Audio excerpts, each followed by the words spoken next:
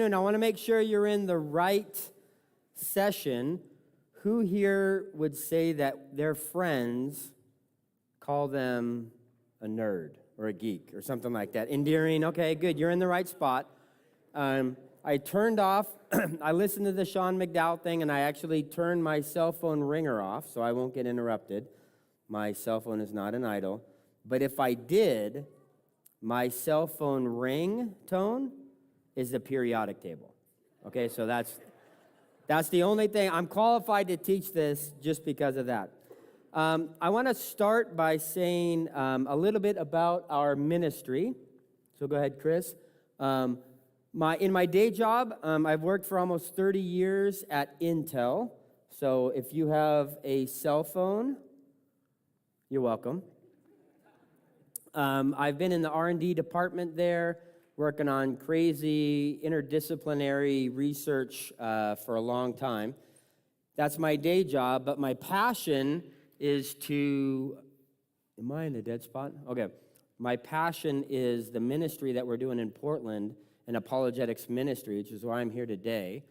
It all started about 10 years ago when someone that I have a ton of love and respect for shared a question that she was struggling with, shared the question with me, and I didn't know how to answer it. And I was like, my goodness, I've been a Christian for like 25 years. I've read the Bible through and through, and I don't know how to answer that question. So it set me on a journey to answer that question for myself so that I could help her.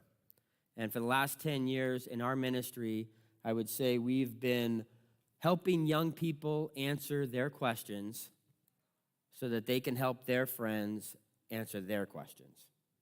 So at the end of today, I hope to do that with you guys. I hope to equip you with some practical tips on how to answer your own questions so you can help your friends answer their questions, specifically about science in the Bible. All right, who here has ever heard a term, one of your friends or something online or whatever, and they're like, science and the Bible are in conflict, or science has disproven the Bible, or you can't be a Christian and a scientist, or something like that? Good, you're in the right place. I want to talk about one of the most famous things one of the most famous cases that people use today, and that is the picture of this guy. Who's this? You guys remember? You guys know? Paul? No. Kepler, it's a good question, or a good guess. This is Galileo. You can tell by the eyebrows. No, I'm kidding. So what people say, they have this story that is shared in the media, in person today, and it goes something like this. You can't actually believe the Bible for what it says, because if you did, you'd be a moron. That's what they say. And the example goes something like this. The church believed, many years ago in the 1600s with Galileo, the church believed that the sun revolved around the earth because that's what the Bible clearly taught. But then science proved that the earth actually revolved around the sun, which disproved the Bible. You guys think the Bible actually says that? Let me give you some verses. Psalm 104.5, God placed the earth on its foundation so that it can never be moved. So if we're real Christians and we read the Bible and we believe it for what it says, we're going to get a picture like this in our mind. There's the earth, and it's on a foundation. It can never be moved. Let me share another Bible verse with you. Ecclesiastes 1:5. The sun rises and the sun sets and then hurries around to rise again. So if we're going to believe the Bible for what it really says, what picture do we have in our mind? The sun actually revolves around the earth. Now, the story goes that there was Galileo in his laboratory looking through a microscope or looking through a telescope, and he's taking measurements of the sky, and he's like, actually, guys, it doesn't work like that. It's actually the earth that goes around the sun. So because Galileo rejected this biblical worldview, because he rejected the Bible, if you want to go to the next one, Chris, he said, I reject your religion, I reject your Bible, and I reject your God. Because he took that stance, he was able to understand the scientific data correctly and prove that the Bible was wrong. What do you guys think? Something's wrong, right? You're like, what you said kind of makes sense, but I'm not sure if I was in a conversation that I would know what to do with that. Go to the next one. So this is I'll just give you a quick illustration. It's actually the earth, the sun in the center. It's the earth that goes around. And so they set up this dilemma where Galileo and science is on one side, and that fits reality. Go ahead, Chris. So we'll give that a thumbs up. That works. But if you're one of those Christians that actually believe the Bible, your worldview doesn't work. Now, some of you might be saying, well, wait a minute. I understand what you said in the Bible verses, but something's wrong there. I'm going to teach you a way to think critically and logically and use the Bible as your foundation. And we're going to come back to this illustration. And all of you will be able to leave this room today. If somebody tells you that story, you'll be able to refute it. Sound good? All right. Let's get started. I want to start by asking a question. What do you think is usually the most difficult part of solving a hard problem? And by the way, I've been doing this for 30 years. At the group of Intel that I'm at, there's about 4,000 PhDs. Material science, chemistry, physics, mechanical engineering, and we all get together, not in one room, but we all get together and solve pretty much the hardest problems on the planet. So I do this day in and day out, every single day. So what do you think is the hardest part of solving a hard problem? Yes, sir. Figuring out your plan. That's a good guess. Yes, sir. Where to start? Okay. Understanding what the problem is. One more. Go ahead. Yes. Yes. Okay, I can't hear that far, but all right, I would say it this way. Well, actually, let's see what Abraham Lincoln said. He said, give me 6 hours to chop down a tree, and I will spend the first, how long would he spend sharpening the axe? Some of you guys were in my first thing. 4 hours. He said, I would spend 2/3 of my time, if I had to chop down a tree, I'd spend 2/3 of my time making sure I had a sharp axe. What about Albert Einstein? He figured out some pretty hard problems. He said, if I had an hour, 60 minutes to solve a problem, I would spend how long thinking about the problem and then how long thinking about solutions. And if you were there in my first one, you can't cheat. 1-5 or 5-0? 5-0. Any other guesses? 30 minutes. I'd spend half of it thinking about the problem, half of it thinking about the solution. 55 minutes. He would spend most of his time thinking about the problem and then just at the very end, think about the solution. So, principle number one, if you're taking notes, and by the way, at the end of this, I'll have some cards in the back about our ministry, and they'll have our email address on them. If you want these slides, just email me, and I'll send you these slides. But if you want to take notes now, principle number one, I'm going to teach you 3 principles today. Principle number one, correctly defining the problem is often the hardest work. It's the hardest part of problem solving, defining the problem. What do I mean by defining the problem? Let me give you 5 different steps if you're doing this. Step number one, and this gets most people. Write it down. Like, yeah, whatever. No. Write it down. So, while I was at Intel, I came up with a technical problem-solving class that I created and delivered to hundreds, thousands of engineers across Intel about how to solve really, really hard problems.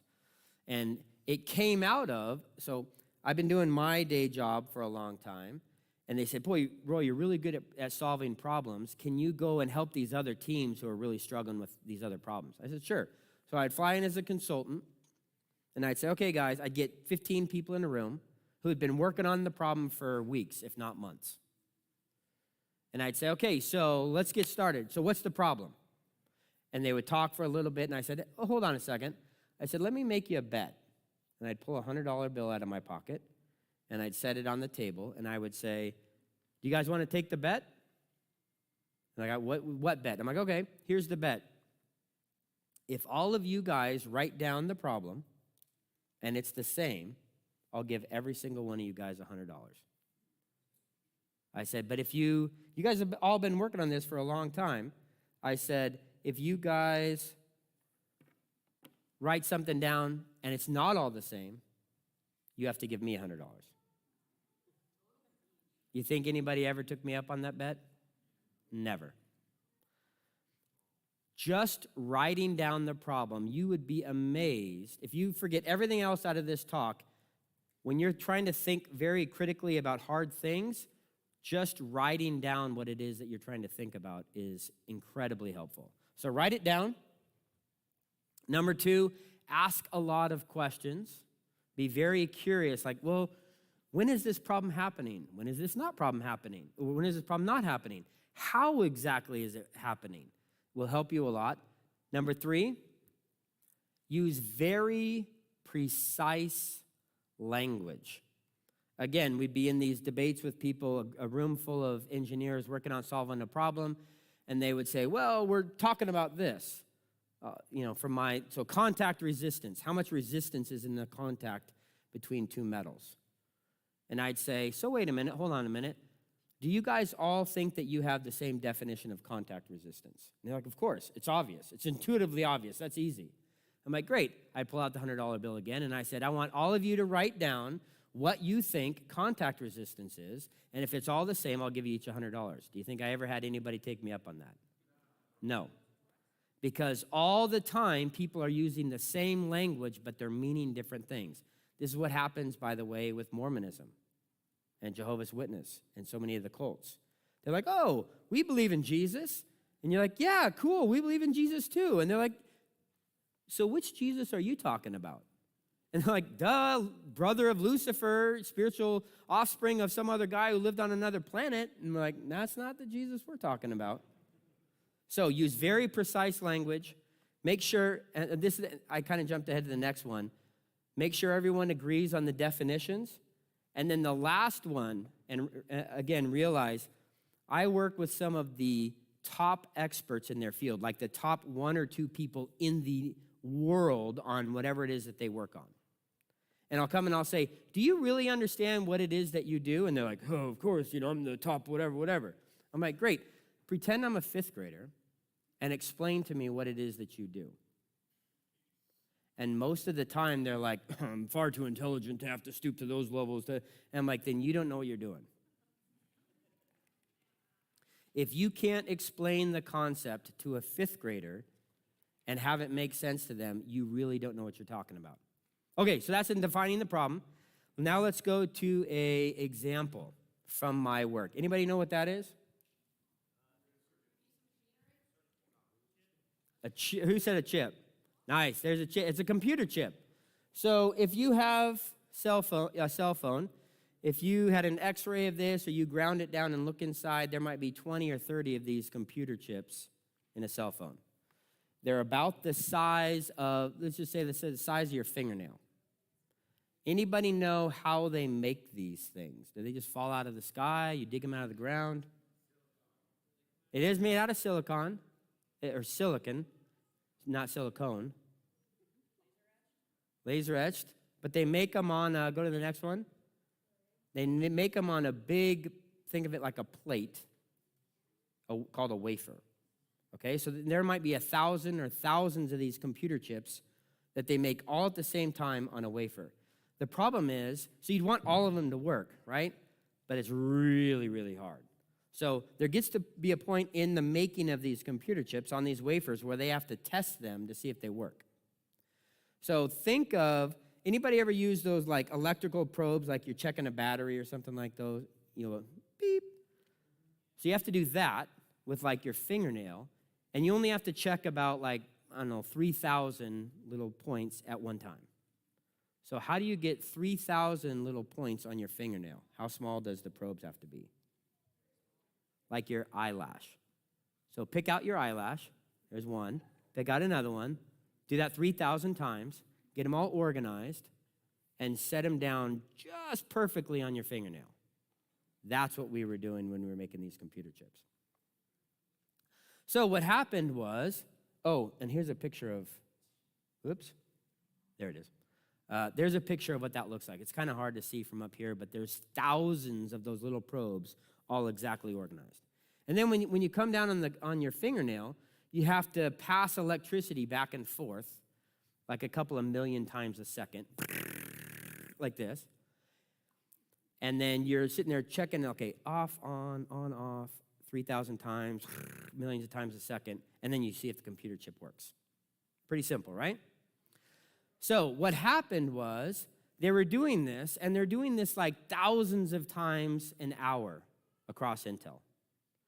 And what would happen is one of these little eyelash probes would just all of a sudden poof, blow up. And then you'd have to get it out and try and fix it and then get it back in again, and then it'd happen again sometimes, but sometimes not. And so nobody could figure out why these little probes were just blowing up spontaneously for no reason. So it was only costing Intel maybe tens of millions of dollars a year. So it wasn't that big a deal, right? Yeah. So 10 years times tens of millions of dollars is, your weekly salary, a ton of money. So I flew around. So they had places in Israel, they had places in Massachusetts, Oregon. I flew around the world for 3 months and was like, okay, guys, you guys have all been working on this for 10 years. So what is the problem? Not the solution, just tell me what the problem is. In 3 months, the conclusion was, I have no idea. Nobody knew what the problem was. So we're sitting there, and they're like, Roy, it's like we take a vase, and we put it in a black garbage bag, and we put it in the closet, and we shut the door, and we turn off the lights, and then we come back, and the vase is shattered. They're like, how did that happen? We're like, we have no idea. If we could get inside the bag with a little flashlight while things were happening, maybe we could tell. I was like, oh, well, that's not very hard. So we just have to design a little robot, teeny tiny, smaller than an ice cube, and have it go down right next to the wafer when all these eyelash probes are going on and the electricity back and forth, and then measure the thermal and mechanical and electrical characteristics when it happens. So that's what I did. Took me about 2 months, and I made a little robot that did exactly that. And then I'm just waiting. And they're like, okay, go, try it. And it's like, dee-dee, and one of them blew up. And I'm like, okay, hold on a second. Let me look at all the data. And then we did it again, and did it again, and did it again. And it took us about a week to characterize exactly what the problem was. Now, for those of you who are like, so what was the problem? I can't tell you, it's top secret. But at the end of that, how long do you think it took me to solve the problem?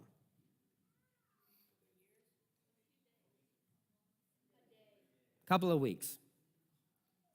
So 10 years, they're like, lots of people trying. Couple of months to really define the problem, and then just a couple of weeks to solve it. So now let's apply this to unlocking my computer. Perfect. Now let's apply this to our faith. Correctly defining the problem is often the hardest work. So let's try this. Let me put up a question that we would get from our faith. Oh, this is, those of you who were in here with Sean McDowell, we're going to go through this very fast because he took an hour to do a phenomenal job. But let's analyze the problem statement together. We know what the solution is from Sean. How can a good God exist when so many bad things happen to good people? What's the first thing that should jump out for the problem statement? What are the words that you guys are like, wait a minute? Pardon? No, on this problem statement. What are the words on the screen right now that should jump out at you? Yes, sir. But which words on here are you like? Good and bad, right? That's what Sean was saying is like, you don't even know what good and bad are unless you have a God that is the ultimate standard. So the first thing that you should point out when somebody says, how can a good God exist when bad things happen to bad people or good people, you should immediately jump to the good and the bad. Sean went over this. So when I'm in conversations like this and somebody asks me a question, I'm like, hold on a second. First of all, let's write down what it is we're talking about. And then I zero in on a couple of words. And if I said, hey, wait a minute, you can't assume that God exists so that you can use the language of good and bad to prove that he doesn't exist. Like, that just doesn't work. And if I'm like, so that was a dumb question. See you tomorrow. What would be helpful? Help them ask a better question. So what would be a better question here? How can a good God allow so many bad things to happen to good people? Which is exactly what Sean ended on last time. God has a reason for allowing what we would call bad things to happen to good people. How many words did we change in this problem statement? 2. And we've gone from a logically self-contradicting statement to a thing about by the way, how would we know this? How would we know the answer to this? Why does God do things? Where would we look? The Bible. So by changing 2 words in a problem statement, I've gone from a logically self-contradicting statement to something that is now driving me to the Bible to try and find answers. You think that's a good start? Absolutely. Okay, so it is really important to talk about the problem statement when you're in a conversation with people. Let's try another one. So why don't Christians believe in the obvious science of evolution? Has anybody ever heard something like this? So what should you zero in on? Which word on here? Obvious is a little bit, that's just them poking at us. What's another one? Science is a good one, but the word that, go ahead. Evolution. So what if they defined evolution as, go to the next one. What if they defined evolution as animals adapting to their environment and thus producing limited variation within a species based on inherent information possessed in their DNA? Do we as Christians have a problem with that definition of evolution? No. So then if we go back and they say, hey, so why don't Christians like evolution? You're like, what do you mean by evolution? And they give us this definition, what's our response? I don't have any problem with that. But what if they give you a different definition? What if they give you a definition of macroevolution? And they say, well, what I mean by evolution is an alternative origins theory that includes a common ancestry of all species and often used to justify that God doesn't exist. Do we have a problem with that? Right. So if someone says, why don't Christians believe in evolution? Your response is, what do you mean by evolution? Now you're having a productive conversation. Okay, let's go to the principle number 2. Everyone always has presuppositions. Anybody want to take a crack at what a presupposition? That's a crazy big word. Anybody want to give me a definition of presupposition? Yes, sir.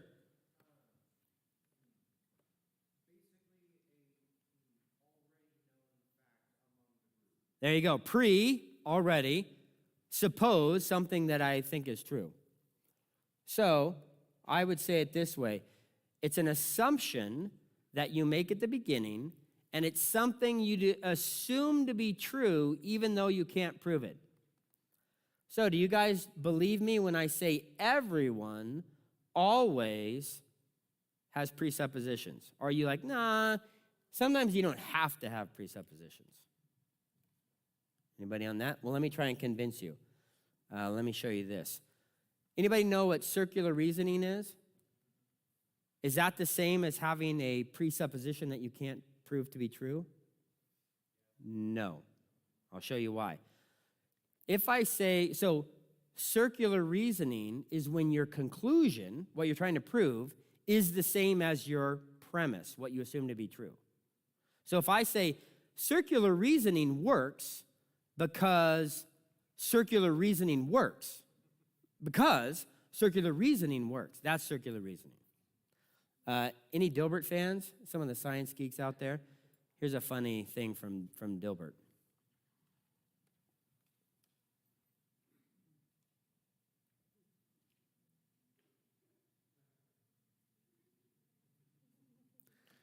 Funny, right? Okay, let me give you another example. I'll probably get myself in trouble here. Chevy fans versus Ford fans. Okay, if you're a Chevy diehard, give me a clap. If you're a Ford fan, give me a clap. Oh my, okay, I think the Fords win it. I have both, so I could do either. So if I said to you, Chevys are better than Fords because Chevys are better than Fords, that's circular reasoning. My conclusion that Chevys are better than Fords is my fundamental assumption, my presupposition that Chevys are better than Fords. So it's just like, that's dumb. But what if I made it a little more complicated and said, I'm going to introduce an intermediate step and say Chevys are better than Fords because they're faster. I'm like, well, why are they faster? Well, because they're better. Why are they better? Because they're better than Fords. Like, well, now we're just back in the same thing. Okay, so what happens is people they're like, Chevys are better than Fords because Chevys are better than Fords. That one you can I see that's circular reason, that's ridiculous. But anytime your conclusion is the exact same as your premise, that's circular reasoning. That's not the same as everybody always has presuppositions that they can't prove. Let me walk you through another example. Who here has ever done geometry homework? Okay. So, you know who was considered the father of geometry? Euclid, okay? Back in the Greek time of philosophy, they were like brilliant mathematicians. He sat down to try and do geometry, like triangle with 3 sides, circle with a radius, simple stuff, right? And he concluded, he's like, I can't even do math without some things that some presuppositions that he couldn't prove. He called them axioms. So go ahead.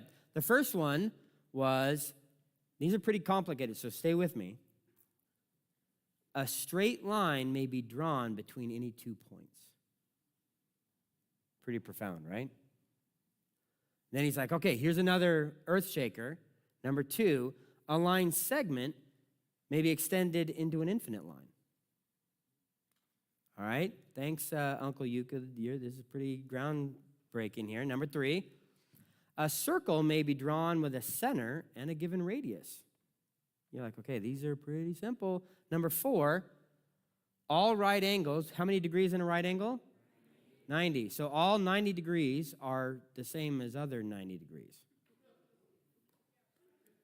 So you're like, seriously? Like, this is how we do math? We have to assume things like a line is between 2 points and all this kind of stuff?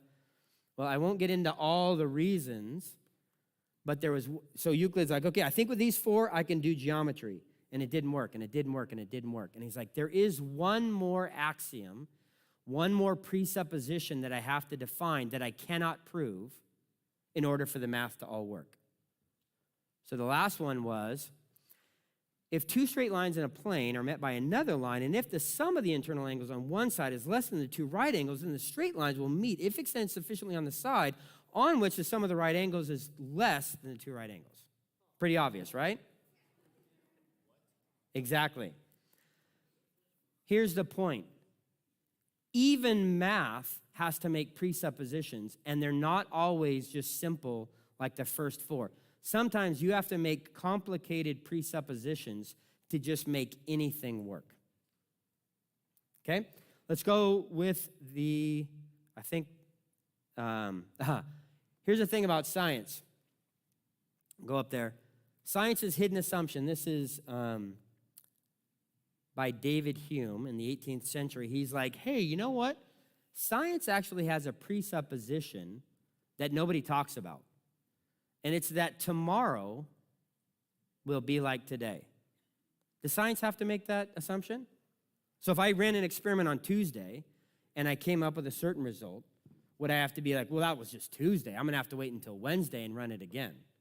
Does science have to do that? No, because you are assuming that tomorrow will be like today, that the laws of nature won't change. It's complicated, but you actually cannot prove that the laws of science are going to be tomorrow like they are today. So that's a presupposition that even science can't scientifically prove this. They just have to assume it's true. Okay, so it's really not that, go to the next one. It's not that everybody always has to make presuppositions. The trick is, go to the next one, Chris, are your presuppositions reasonable? So when Euclid said, hey, a line is like, you can draw a line between 2 points. Was that reasonable? Yeah. When he's like, hey, you can draw a circle by having a center and a radius. Was that reasonable? Yeah. When science says, I think the laws of nature tomorrow are going to be like they are today. Is that reasonable? Yeah. So there are some things. It's not like, oh, presuppositions are bad. You just have to make sure that they're reasonable. So let me give you an example from what I do at work. So we make these. Anybody ever heard of MEMS, M-E-M-S? Micro-electro-mechanical systems. So they're these little things that you can make. Go to the next one, Chris. You can make this is a clutch on the right side, okay? How big do you think that is in real life? Pretty small, like tiny. So I'm going to take a piece of my hair, and I'm going to put it up on the screen. That's how big it is. So these are itty-bitty, tiny things. Go back for a minute, Chris. That's in my day job. I get to make stuff like this every day and look at it under scanning electron microscopes and is that the coolest day job or what? Okay, so we were doing something like this, and we were trying to make the thing on the right out of gold. Do you guys all know what gold is? Okay, so let me show you a picture if you've never seen gold before. That's what gold is. I'm going to ask you guys, I'm going to see if you guys really do know what gold is. Is gold valuable or worthless? Valuable, perfect. Is gold heavy or light? Heavy. Is gold soft or hard?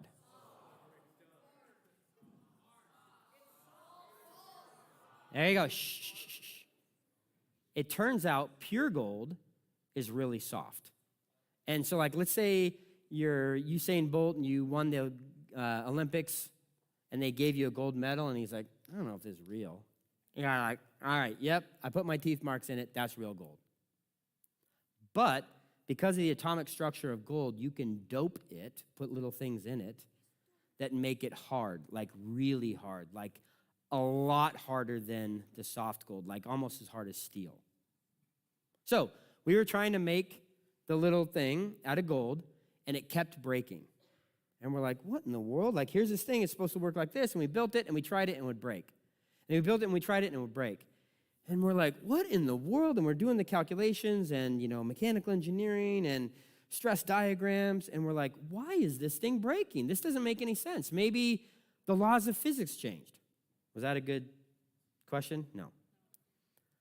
And then somebody in the back's like, well, maybe we're not using hard gold. Maybe we're using soft gold. And people are like, well, that's ridiculous. Why would you use soft gold? Look at the container. It says hard gold on it. And we're like, maybe something just gives me a bad feeling about this. How about we go down, and with this teeny little micro indenter, let's just see what the actual thing that we're making. Guess what it was? Soft gold. Somebody had switched the labels on the containers. Yeah, exactly. So, presuppositions can mean everything. Now let's apply this to our faith.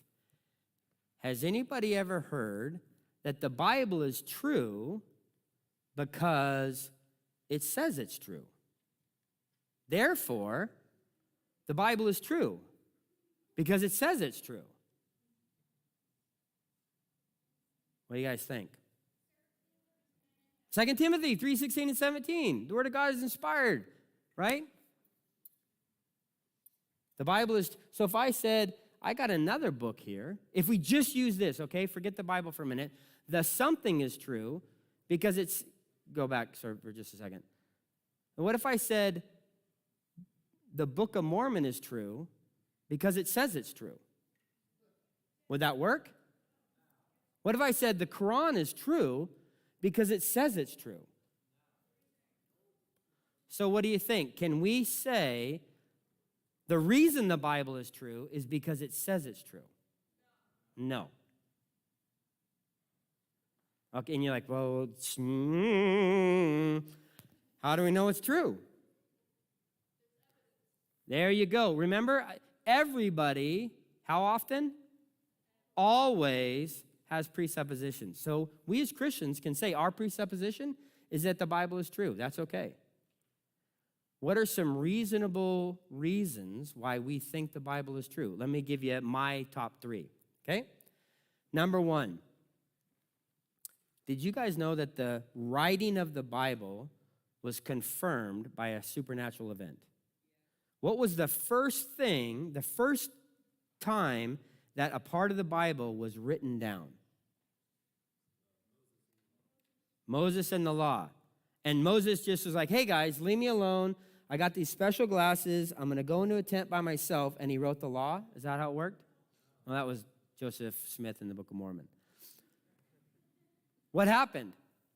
There was something like Mount Bachelor going shaking and fire and lightning. And then 2 million people heard what? What did they hear? Do you remember? They heard the 10 Commandments written by the finger of God. So the first part that established the authority of the Bible was literally written by God himself. 2 million people saw it and heard it and said, that's where the Bible came from. Now, how do we know that that story is true? Do we know that story is true because it's in the Bible? Well, that's like the Bible says it's true because there was a part in the Bible where it said it was true, and I don't know that that would be the strongest evidence. I would say the strongest evidence of this is that Jews are alive today. So by oral tradition, they can say, hey, did you ever hear that story about the law? And they're like, yeah, my dad told me. Well, who told him? His dad. Well, who told him? His dad. So there are millions and millions and millions of Jews alive today that can trace it back and say, yeah, I was told by an eyewitness that story. Now, does it prove it beyond a shadow of a doubt? No, but it's very reasonable to assume that the Bible is true. How about a second one? And I think Sean touched on this one a little bit. Only the Bible gives a credible explanation of the reality that we see around us. Does stuff exist? Does the Bible say why stuff exists? Because in the beginning, God created it. Okay, that makes sense. Do you know that there is no other credible explanation of where stuff came from? Nowhere. Not in any other religious books, not in any other scientific books. No one even attempts to say where everything came from. What about the Big Bang? Does the Big Bang explain where stuff came from? No. It just says whatever stuff was there, it used to be really, really close, and now it's really, really far away. Does that explain where the stuff came from? No. So there's no scientist on the planet who would say, well, I believe in the Big Bang as an explanation of where everything came from. No, it doesn't. Only the Bible explains where stuff came from. Do you guys think the world's in a pretty good shape right now? This is, again, thing Sean talked on. No, everybody in the world is like, the world's messed up. Morality, sin. Is it okay? Does everybody like, hey, the world's really messed up, and that's okay. Doesn't bother me. Or does it bother you? It bothers everybody. Stuff exists, the world is broken, and it should get fixed. 3 simple things about a biblical worldview. Only the Bible has a credible explanation that explains the reality around us. And for the third, don't put the third one up. Yes, oops. Who was the most famous person in the whole world ever? Jesus. Did you guys know that we're Christians, right? So we're like, go Jesus. Did you know that every single religion has Jesus as like a big prominent factor in their religion? Every religion. Yeah, Hindus, Mormons, Muslims, everybody's like, hey, Jesus is a big deal. It's 2024, since what? Julius Caesar, since the since Jesus died. Everybody thinks Jesus is a big deal. What did Jesus say about the Bible? Yeah, and he said it was the Word of God. Go ahead. The Bible is true because Jesus said it was true. Now, he also did some things that gained him some credibility. Go ahead. He was resurrected from the dead. He did a bunch of miracles. He fulfilled prophecies. He changed the entire course of human history. So those 3. Now, can I prove, beyond a shadow of a doubt, that the Bible is true? I would say, I don't know if I can do that. But I can make a presupposition and assume it to be true as a very, very, very reasonable, justified assumption. Make sense? Okay, let's go to the next one.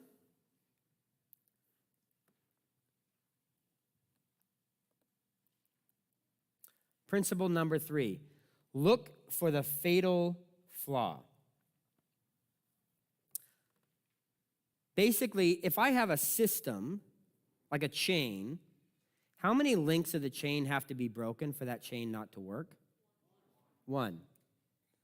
So what if you and I are in a chain testing company, and we're like, hey, let's see if this chain works. You hold that side, I'll hold this side. And then we pull and pull and pull, and it broke. And we're like, well, let's just see if every single link is broken. Do we need to check every single link to make sure that that chain doesn't work? No, you only have to find 1 fatal flaw in an argument, and the argument's done. Let me give you an example from my work. So, yeah, hold on just a second, Chris. Remember, computer chips built on a wafer. You have to come down with 3,000 eyelashes, test them all like that. So this company, so that was just the mechanical part. We touched a little bit about the electrical part. Let me ask you a question. What do lightning, go ahead, Chris, and a magnet and a rainbow have in common?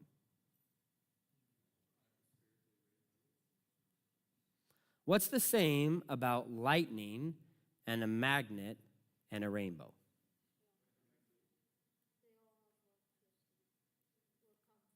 They're all the same thing. Exactly. So I studied mechanical engineering in college. So when I went to Intel, I was a mechanical engineer, but I picked up a bunch of stuff along the way, material science, chemistry, physics. When I got to, go to the next one, when I got to something called the electromagnetic spectrum, it blew my mind. In like super layman's terms, it's like, wait a minute, lightning and magnets and light, rainbows are all the same thing? Yeah. So if you want your mind to be like, Google electromagnetic spectrum. All right, so they told me, they're like, hey, Roy, we're going to, and again, I'm simplifying this way, way easy. They're like, we're going to make lightning. We're going to invent a thing that is like lightning. Go ahead, Chris. It's like lightning, but it's going to act like a magnet, and it's going to look like a rainbow all at the same time. And they're like, we're going to put it in a piece of equipment and sell it to you for $10 million. True story. So I'm like, that'd be pretty cool. So we looked into it. We collected a bunch of data. I won't go through all the details, but at the end of the day, it really looked like they had made lightning act like a magnet and look like a rainbow. They were like, oh, there is one thing that doesn't work in our little solution. Remember the little probes from before? They're like, every time we try it, all those just blow up. But other than that, like, it totally works. What do you guys think? Should I have written a check for $10 million for this machine? Should I have bought this tool? It only had one thing that didn't work. All the rest of it, the like lightning rainbow magnet stuff, worked perfectly. What do you think? Should I have bought the tool? No, because just without getting into it, fundamentally, the reason it worked had to destroy these probes every single time. But they're like, it's just one little problem with the machine. I'm like, exactly, and that ruins the entire machine. So,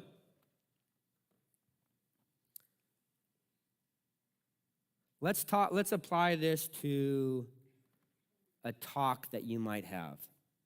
Let's say you're talking with one of your friends, and we go back to remember one of the reasons we can think it's a reasonable assumption that the Bible is true is because it explains reality. Let's say you're talking to somebody who doesn't have a biblical worldview. And you're like, so where do you think everything comes from? And they're like, I don't know. I guess like everything just like came from nothing, like for no reason. Should you be like, that works, let's go on to the next point? No. You shouldn't say, hey, now, if this is your friend, could it be like a little uncomfortable, a little awkward to be like, if they're like, yeah, I don't really know the answer to that question, but could we just use that as a starting point? It's a common ground, and then let's just move on to something else. In a relationship, if you have respect for them and they have respect for you, could it be tempting to be like, yeah, I don't want to make this awkward. Let's just go with your assumption, and let's just see where it leads. Could you see that maybe being a temptation? Do you think that's going to help that person find the truth, to build their entire worldview on what you know is a ridiculous assumption that everything came from nothing for no reason? Is that going to help them find the truth? No. So as Christians, are we being loving? We're in a conversation with someone, and they have a ridiculous, self-contradictory position. Is it loving for us in common pursuit of truth together for us to say, hey, you know what, let's not be divisive. Let's not focus on the things that divide us. Let's focus on the common ground. Is that loving? I don't think it is. Not in the common pursuit of truth together. Because once you build on one fatal flaw, everything from then on is ruined. All right, let's go back to, this is, I think, the summary. Hopefully you caught these already, Chris. 3 principles. Number 1, correctly defining the problem is often the hardest work. Number 2, everyone always has presuppositions. And number 3, always look for the one fatal flaw. Let's use those principles and go back to our starting point with Galileo. So, principle number 1 was what? What's the problem statement? So the problem statement, do you guys remember from the beginning? Flash it up there, Chris. The problem statement was that the church believed the sun revolved around the earth because the Bible clearly taught that. Is that true? No. Okay, so then why would the church believe that the sun revolved around? So, by the way, it is true that the church did believe the sun revolved around the earth 400 years ago. They did believe that. Why did they believe that? Anyone? Yeah, so, but that just means there was no association with the Bible. But why would they believe that the sun revolved around the earth? Because the science of the day told them that it did. So the science, not Bible, not Jesus, the science 400 years ago said, hey, when they looked up at the sky and they were keeping track of the stars and everything, we won't get into it, but there's something called parallax, where like if you look at something and then you look at it from another view, it should move. And they were doing all the calculations and they're like, hey, I think because of how we're observing the universe, it makes the most sense if the sun revolves around the earth. That was the scientific consensus at the time. So make sure, so principle number 1, be very, very clear with your problem statement. It's not that the church believed the sun revolved around the earth because the Bible said, it's because that was the scientific consensus at the time. Okay, let's go to principle number 2. Principle number 2, what are your assumptions? Go ahead. So remember what the other part of from the beginning the story was? Go ahead, Chris.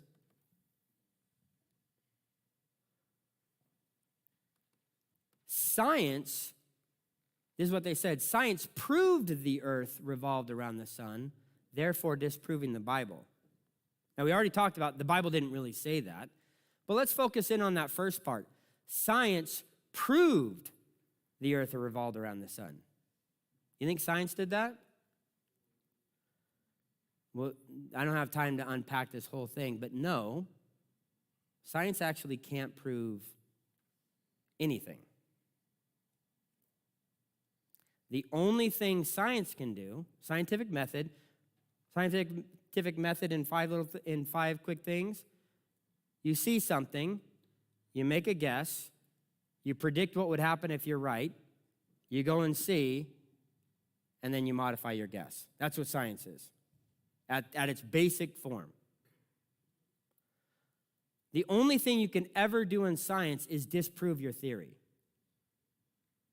The best you can ever do is fail to disprove your theory. Is that the same thing? No.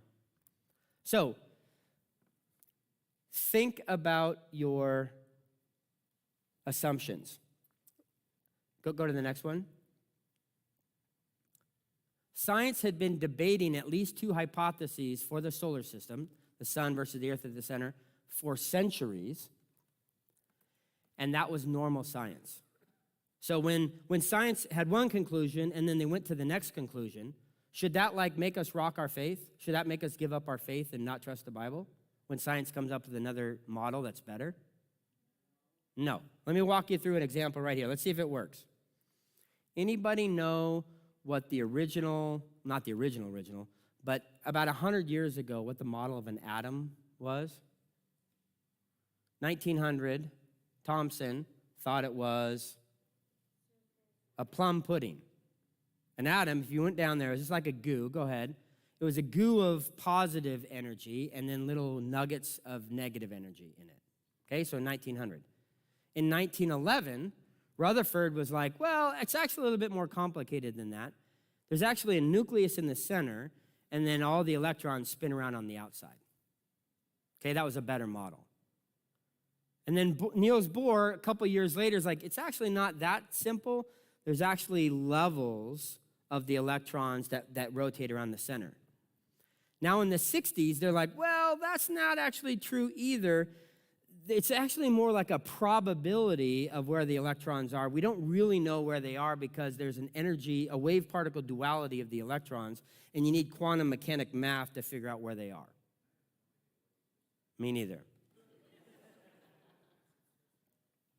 Those are 4 models of an atom, okay? The last one's not perfect, and it's hard to even explain, but it's better than the first 3, okay? I just walked you through what science has done over the last 100 years in terms of the atom. Did anybody oh, well, therefore we should throw the Bible out? No? They're like, that's ridiculous. So with Galileo, let's go back to what he said. He's like, I used to think that the scientific consensus used to be the earth was at the center, now the sun's at the center. Okay, that's just a better scientific model. Should we throw out the Bible? No, that's ridiculous. Let's go to the last one. What's the fatal flaw? Remember what people characterized Galileo as in opposition to God. Was that true? I'm gonna in our last minute together, I'm gonna let you guys decide. I'm gonna give you a quote from Galileo. Go ahead. You tell me if this is a man who doesn't believe in God. Dio è sconosciuto. Anybody read Italian? No. All right, let me translate it in English for you. This is a quote from Galileo, the guy who's supposed to be against God in the Bible. He said, God is known by nature in his works and by doctrine in his revealed word. So everything about that story of Galileo, if you approach it with these principles, these scientific principles, you can actually prove it to be false step by step by step along the way. All right, thank you for coming. We're going to do a Q&A.